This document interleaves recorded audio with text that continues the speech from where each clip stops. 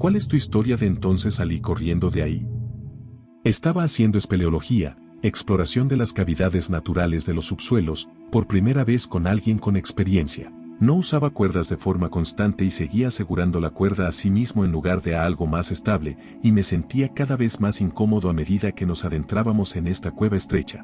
Avancé con cuidado por una cornisa y no podía ver qué tan profundo era el vacío debajo. Llegamos a una sala diminuta con 2 salidas, ambas eran túneles pequeños.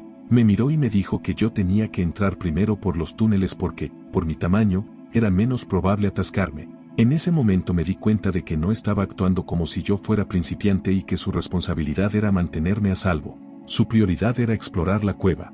En ese momento también me di cuenta de que ya no podía visualizar la salida de la cueva. Sentí que las paredes empezaban a cerrarse y comprendí que realmente podía morir si cometía un error allí. Salí corriendo de ahí. No recuerdo haber decidido correr, solo sé que de repente estaba corriendo a toda velocidad. Gracias a Dios logré salir sin resbalar, caerme ni perderme. Fui a medias corriendo y a medias trepando hasta quedar boca arriba en la tierra en la entrada de la cueva, jadeando.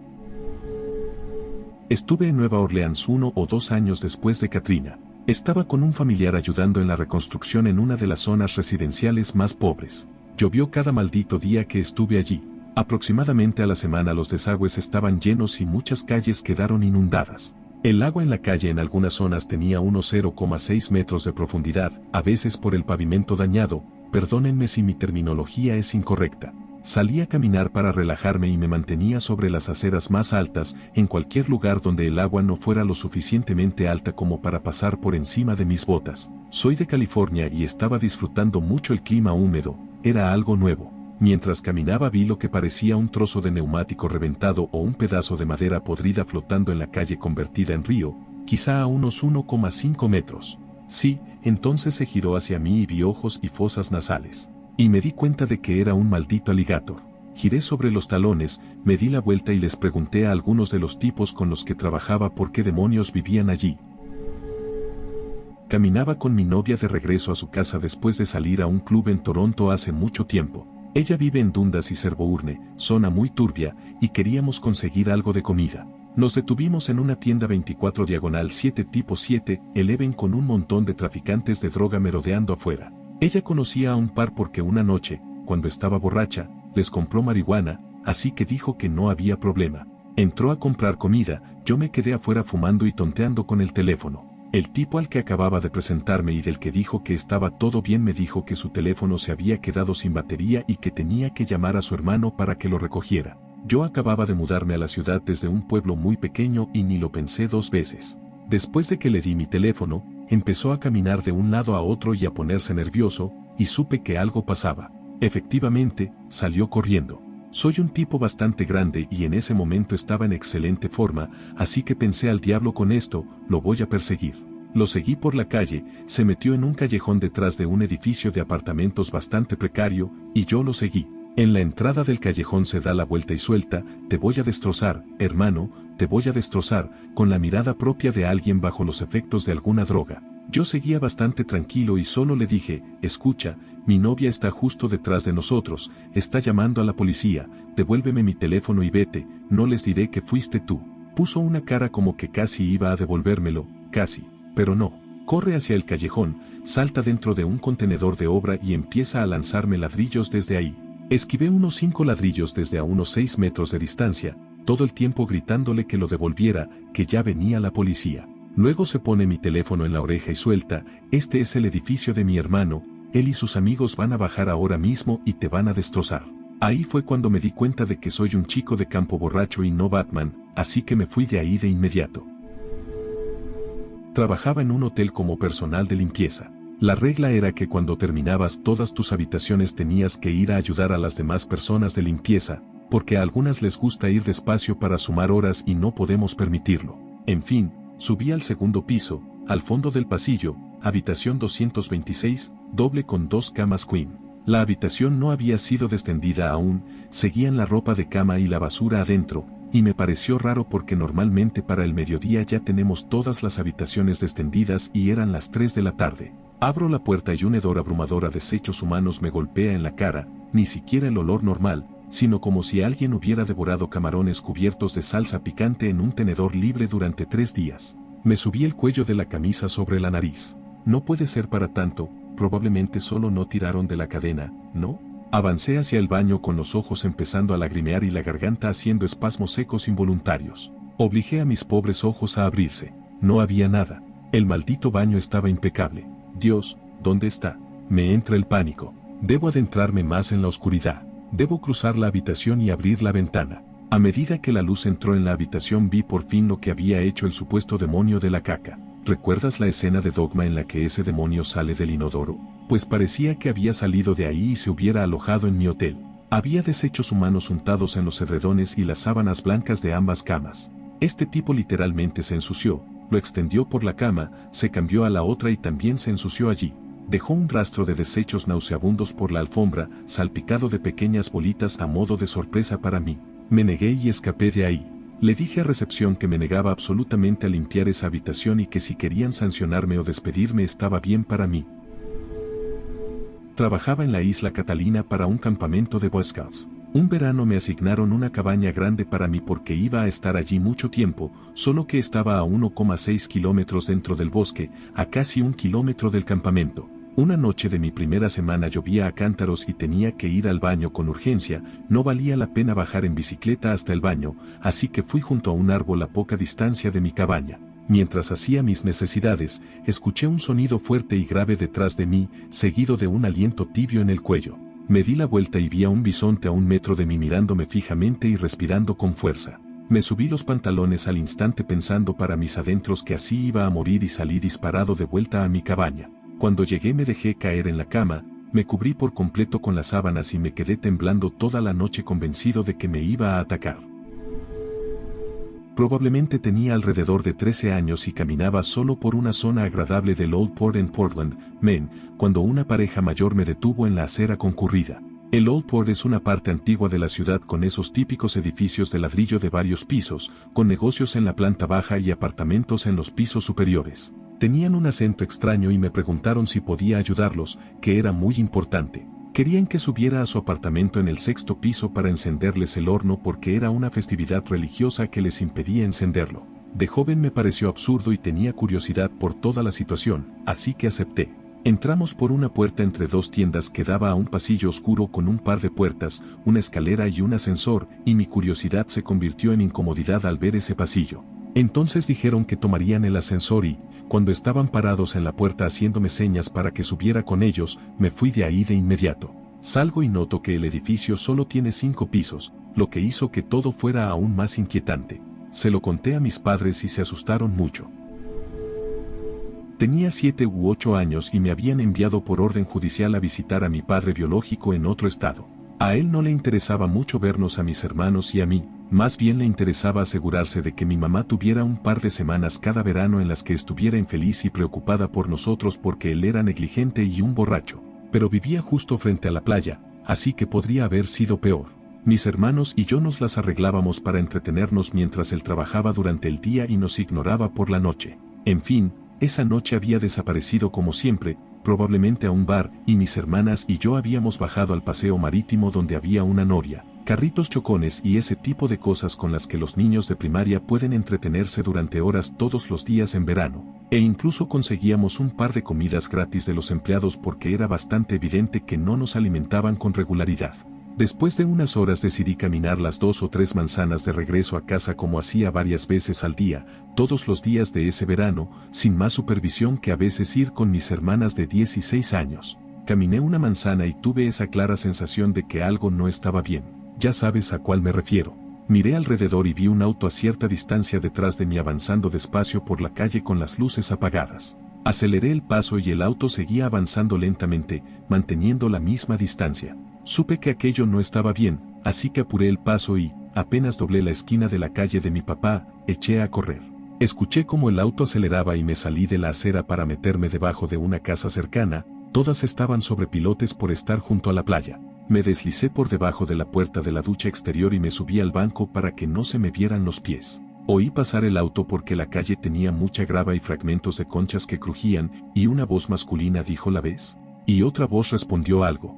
Me quedé ahí sin saber cuánto tiempo hasta que bajé del banco y me asomé por debajo. Ya no vi el auto, así que salí por debajo de la puerta de la ducha y corrí a toda prisa hasta la casa de mi padre, a unas pocas puertas de distancia, y me quedé allí pensando qué rayos se suponía que debía hacer, porque mis hermanas seguían en el paseo marítimo y volverían caminando por el mismo camino cuando se aburrieran. Por suerte volvieron al rato sin problemas. Les conté lo que pasó. Cuando papá llegó a casa, borracho, ni nos molestamos en decirle nada porque no le habría importado y sabíamos que era mejor no iniciar una conversación con él cuando había estado bebiendo. Trabajaba en una residencia para personas mayores donde las personas residentes no podían salir sin permiso, incluso si podían conducir.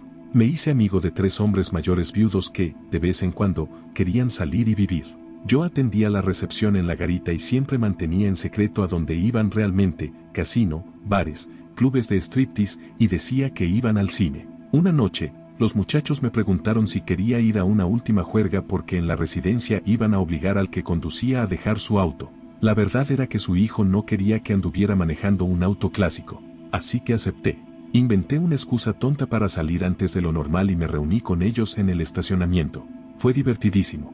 Iban de punta en blanco, así que les pedí que pasaran por mi casa para poder cambiarme. Esa noche fue una de las mejores de mi vida. Además de las bromas sin parar y los consejos interminables sobre relaciones, comimos en un lugar al que de otro modo jamás habría podido ir, pero me dijeron que me asegurara de que alguien que realmente valiera la pena me llevara allí otra vez. Fuimos al casino, donde vi a uno del grupo ganar $10,000 como si nada, luego supe que había trabajado en Las Vegas hace siglos como croupier, fuimos a un club nocturno, donde me mostraron cómo bailar como Ginger Rogers, y terminamos la velada en un bar de jazz donde bebimos y reflexionamos sobre la vida. Nunca olvidaré los consejos que me dio cada uno de los 3. No te conformes ni pospongas tus sueños para mañana, porque el mañana seguirá llegando hasta que sea demasiado tarde. Espera a la persona adecuada.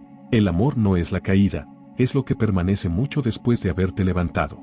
Al final los llevé de regreso a la residencia y me atraparon cuando estacioné el auto de uno de ellos y los estaba ayudando a bajar.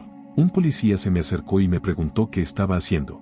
Al parecer, el guardia nocturno sospechó que pasaba algo y llamó a la policía. Los muchachos me respaldaron y uno de ellos dijo que yo era su nieto. Pura mentira, pero funcionó. Me fui y, en el siguiente turno, la directora de la residencia estaba allí para sancionarme. Me delató otro residente que se enteró cuando uno de los chicos confió en la persona equivocada. La directora se explayó sobre que eran demasiado mayores y que yo los había puesto en peligro, y bla, bla. Luego me dijo que yo solo buscaba aprovecharme de unos hombres mayores inocentes y solitarios. La frené en seco, me levanté y le dije que algún día ella también sería mayor, y me fui de ahí de inmediato. Antes de irme, fui al comedor y me despedí de los muchachos. Les dije que los vería del otro lado, era algo que siempre decían. Lo entendieron y me agradecieron por todo lo que hice por ellos. Unos meses después recibí un paquete por correo. Dentro había un fajo de dinero. La tarjeta decía simplemente: sal a divertirte y piensa en nosotros. Te queremos, chico, y te extrañamos. Joe, Frank y Lucky. Una noche de hace aproximadamente una década, estaba fuera, bastante borracho, en Londres al sur del río a eso de la 1 de la mañana. 2 amigos y yo estábamos sentados en un muro junto a un semáforo, comiendo pizza y, con la cabeza enturbiada por el alcohol, cuando un auto con 4 tipos con pinta de maleante se detuvo en un semáforo en rojo. Inspirado, me levanté y me acerqué para preguntarle al pasajero si tenían algo de hierba para vender o si sabían dónde podía conseguir. Todos dijeron que no, de forma relativamente educada, y luego se fueron cuando cambió la luz, solo para detener el auto unos 10 metros calle abajo, asomar la cabeza por sus respectivas ventanillas y reírse de mí con burla antes de irse de nuevo. Al diablo. Preso de una rabia etílica y bajo la ilusión de que era una especie de Rambo urbano, corrí tras su auto tan rápido como pude, acercándome lo suficiente como para intentar darle una patada al parachoques, fallé, y diciéndoles que eran un montón de idiotas y que iba a destrozarlos si detenían el auto. Así que, obviamente, detuvieron el auto a unos pocos metros más adelante. En cuanto lo hicieron me di cuenta de que esto estaba a punto de ponerse muy feo para mí, pero estaba tan entusiasmado por la borrachera, nota. En ese momento estaba pasando por un periodo particularmente volátil, que decidí seguir adelante y, sin importar la paliza que seguramente me iba a llevar, asegurarme de llevarme al menos a uno conmigo a urgencias. Así que me desvié hacia el lado del pasajero y me preparé para soltarle un puñetazo en carrera en cuanto saliera. Excepto que, cuando salió, vi que se guardaba una pistola semiautomática debajo de la camiseta y noté que el conductor, que también estaba saliendo, hacía lo mismo. Esto es Londres. Puede que las armas no estén absolutamente ausentes, pero ciertamente son una visión rara, más aún hace 10 años. Y ahora tenía dos frente a mí, en manos de unos tipos muy enfadados cuyo auto acababa de intentar dañar y sobre el honor de cuyas madres acababa de lanzar las más extremas insinuaciones. Y aquí está el me largo de aquí. Prácticamente al instante y sin decir una palabra dejé de correr, levanté las manos como es habitual, giré 180 grados sobre los talones y empecé a caminar a paso rápido de vuelta por donde vine, razonando que era poco probable que me dispararan por la espalda y que, si lo hacían, al menos no tendría que verlo. Por desgracia, uno de mis amigos, que venía detrás apoyándome con cansancio resignado, había estado corriendo tras de mí, pero no había visto las armas hasta que al pasar a mi lado, mirándome desconcertado mientras yo me alejaba con las manos en alto, le susurré armas. Tienen malditas armas lo suficientemente claro como para que hiciera lo mismo y diera media vuelta, así que ahora había dos idiotas marchando con paso firme por la calle esperando lo peor. Por suerte los pistoleros se conformaron con gritarnos insultos, insultos que por supuesto nos merecíamos y por los que estábamos patéticamente agradecidos, antes de salir derrapando. Solo después de oír chirriar los neumáticos bajamos las manos y, al regresar con nuestro otro amigo, descubrimos que estaba tan borracho y tan concentrado en su pizza que no vio ni un segundo de lo que acababa de ocurrir. Me desperté a medianoche con molestias en el oído. Se sentía exactamente como cuando después de nadar queda agua atrapada y puedes reventar la pequeña burbuja de aire o lo que sea que la mantiene dentro. Intenté eso y nada. Seguí intentándolo. De repente el agua empezó a moverse sola, frenéticamente. En ese segundo supe que era un insecto. Fui al baño y me rasqué el oído para ver si salía y entonces me mordió.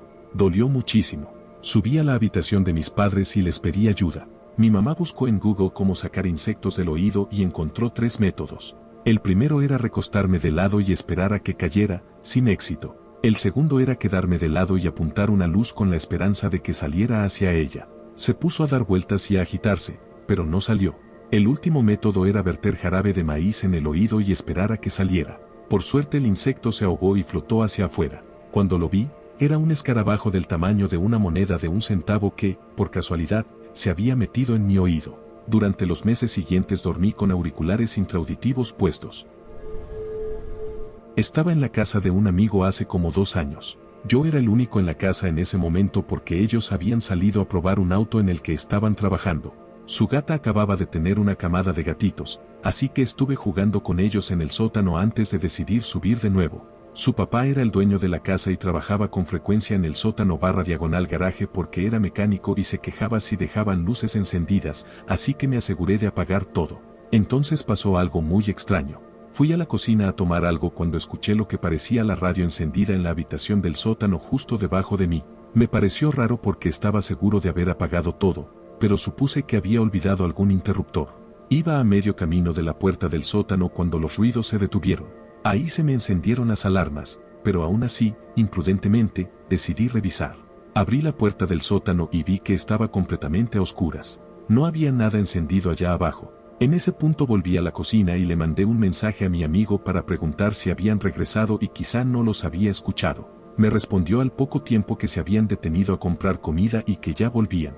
Entonces le pregunté por qué había oído ruidos abajo. Me dijo que, hiciera lo que hiciera, no bajara solo al sótano, porque creía que su casa estaba embrujada y que el espíritu que fuera vivía en el sótano e intentaba hacer que la gente bajara. Pensé que no había manera, que solo querían jugarme una broma, y efectivamente empecé a oír lo que sonaba como 2 personas discutiendo en el sótano. Convencido de que eran mis amigos intentando molestarme, caminé hacia la puerta del sótano. Estaba a unos 3 metros de la puerta cuando se me heló la sangre al ver que se abrió sola sin nadie del otro lado. No sé cómo no me hice encima mientras corría tan rápido como pude y me fui de ahí de inmediato. Esperé en la entrada del vecindario hasta que mis amigos regresaron. Nunca volví a estar solo en esa casa.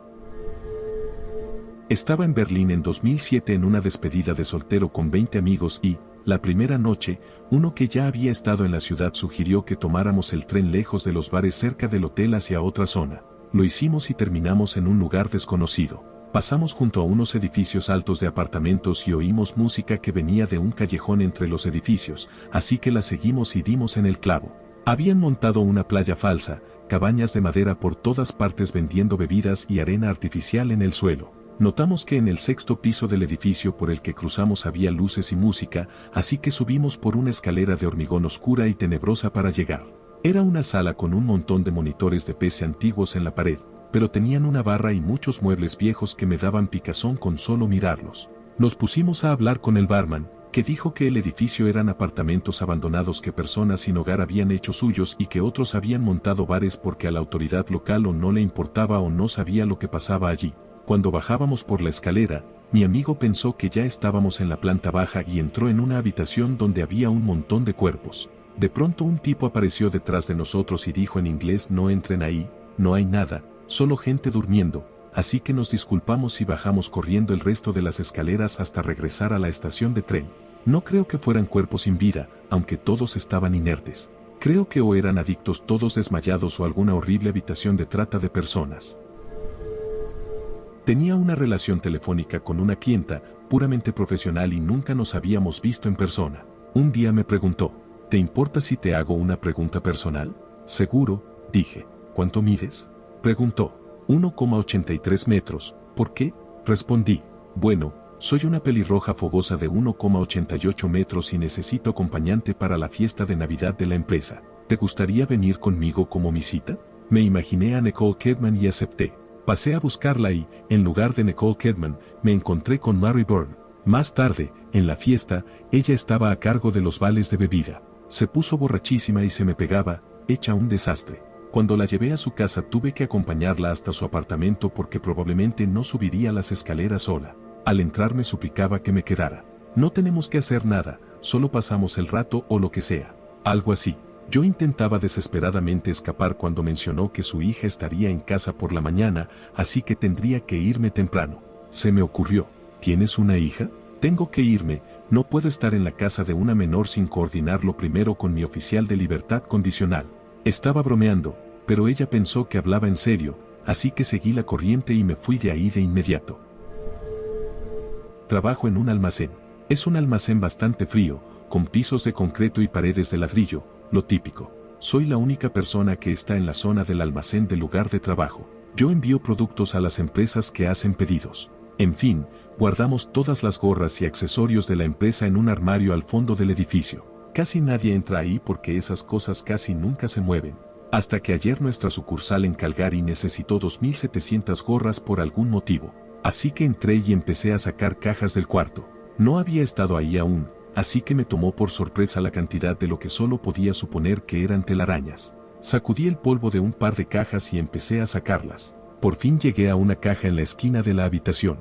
La saqué un poco y me encontré con 6 arañas viuda negra que, supongo, estaban tan sorprendidas de verme como yo de verlas. Es buen momento para mencionar que sufro una aracnofobia severa. Emití el sonido más extraño que he hecho en mis cortos 21 años de vida. El corazón me latía con fuerza en el pecho, me costaba recuperar el aliento y sentía que podía vomitar en cualquier segundo. Salí corriendo del almacén y directo por la puerta principal de la oficina diciendo: me voy a casa. Hoy los llamé, les conté lo que pasó y me dieron el día libre por la molestia. Unos años atrás trabajaba en Arabia Saudita en un proyecto grande cuando tuve que ir a la costa este por una semana. Trabajaba como consultor en ese entonces y mi empresa me daba cierta cantidad de dinero para alojarme en un hotel. Pensé que podía ahorrar quedándome en uno más barato. Fue la peor idea. Elegí uno llamado Safari en una de las ciudades grandes cerca de la sede de Aramco. Era muy barato, como $15 la noche. La puerta de mi habitación era más bien un panel que no cerraba bien la entrada. El edredón parecía robado del dormitorio de alguna adolescente, con caballos y flores. 2 de las 3 ventanas estaban tapiadas. El baño era relativamente moderno hasta que me acerqué a la bañera y vi larvas saliendo del desagüe. Decidí quedarme esa noche y mudarme a otro hotel por la mañana. Más tarde, cuando quise irme a dormir, levanté el edredón y vi que alguien había escrito "huye de aquí" en letras grandes y con pintura roja en el interior de mi manta. Fue entonces cuando entendí a qué se refieren con salir huyendo de un lugar. Pasé esa noche en el vestíbulo, sin dormir.